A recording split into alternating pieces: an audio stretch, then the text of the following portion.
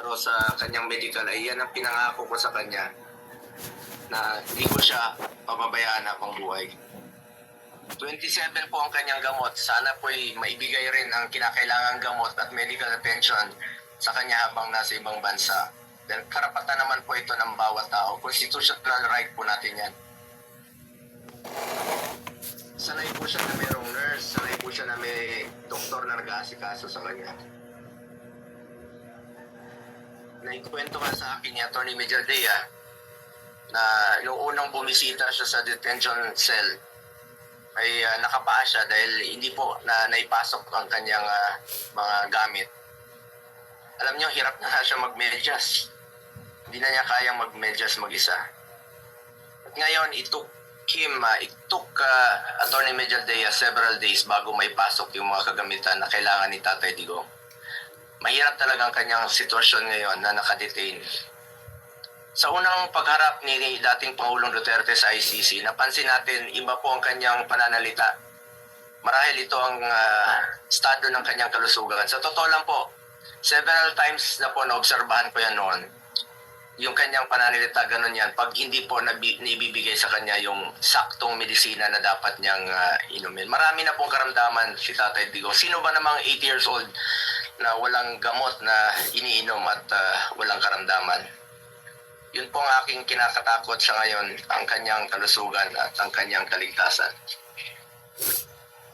Kaya hindi ko po maintindihan bakit hindi pinayagan ng mga pulis ang doktor na makita siya. Okay na po ako, hindi niyo po ako pinapasok. Ilang beses po akong nakiusap. Pwede ba akong pumasok, sumunod? Pinababa nga ako sa sasakyan eh. Hindi po ako pinapasok doon sa Villamor Air Base.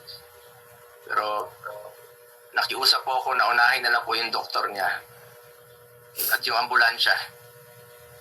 Lahat naman may constitutional right to seek medical attention when needed. Lahat ng Pilipino, dating presidente man o normal na mamamayan, lahat ay may karapatan na masiguro ang kalusugan at kaligtasan. Nakakalungkot na isang bagay na ating ipinaglaban para sa Pilipino, hindi maibibigay po sa dating Pangulo na minamahal ng marami. Ganyan ba po ang dapat na trato sa taong minahal ng bayan at minahal din ng taong bayan? Madam Chair, mataas po ang aking respeto sa kapulisan. Lalo na po sa mga babae, mataas po ang aking respeto sa kanila. Noong nakaraang administrasyon, nanumbalik ang respeto ng ating mga kababayan sa kapulisan. Taas noo po ang ating kapulisan, ang ating mga sundalo. As its highest ang respeto sa PNP. Inuna namin ang pagtaas ng sahod ng uniform personnel dahil alam namin kung anong sakripisyo ninyo para sa bayan. Ako mismo bilang SAP noon, ako po nangulit noon na may sakatuparan po ito dahil minahal namin ang kapulisan.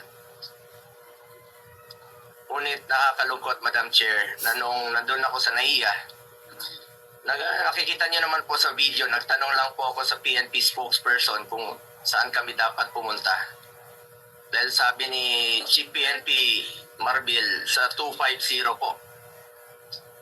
Nilapitan ko po ang inyong spokesperson at hindi po ako sinagot, tinakbuhan po ako. Sana naman bilang spokesperson, konting sagot lamang po. Konting respeto, sumusunod naman po kami sa batas. Hindi naman siguro dapat ipagkait sa atin ang respeto at higit sa lahat ang katotohanan.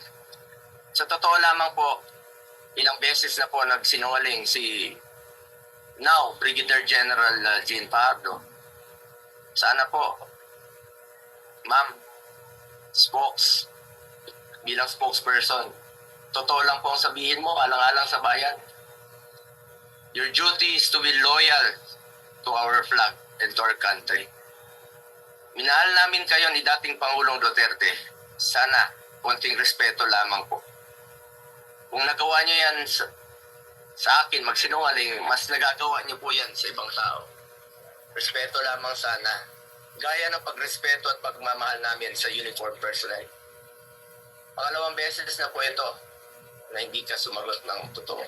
Sa interview mo, sinabi mo nagpupunas lang ng pawis ang ilang pulis na nakuna ng video na umiiyak habang inaaresto si Pangulong Duterte.